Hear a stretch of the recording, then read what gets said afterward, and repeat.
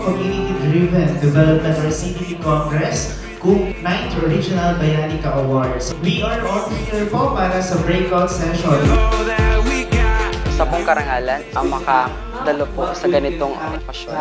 At ako po bilang isang community volunteer. Isa pong pagpasalamat dahil dito po sa event na ito ay binibigyan ng pagkakataon o binibigyan ng halaga ang naiambag ng community volunteers po sa mga programa at aktibidad po at proyekto ng Kalahi City. Maraming salamat po sa mga nag-organize nito, DSWD, Kalahi Seeds, sa mga staff, sa mga LGU po. Maraming salamat po sa inyo. Ito po ay isang karanasan na hindi ko malilimutan.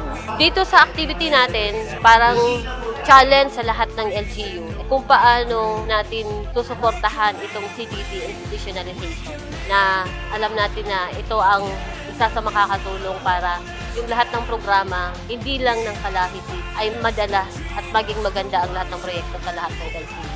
Nasisiyahan po ako sa mga binibigay po nilang mga ganitong pagtitipon na kung saan kami po ay nauhubog ang aming kakayahan upang kami ay maging mabuting tagapaglingkod sa ating mga komunidad.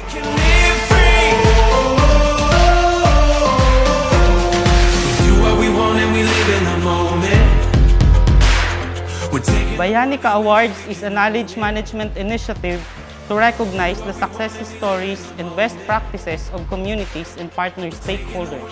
This activity is also a celebration of our achievement in putting forward sa sama-samang pagkilos towards CDD institutionalization. Congratulations! Congratulations! Congratulations! Congratulations, and we are looking forward for more collaboration and implementation of community-driven development.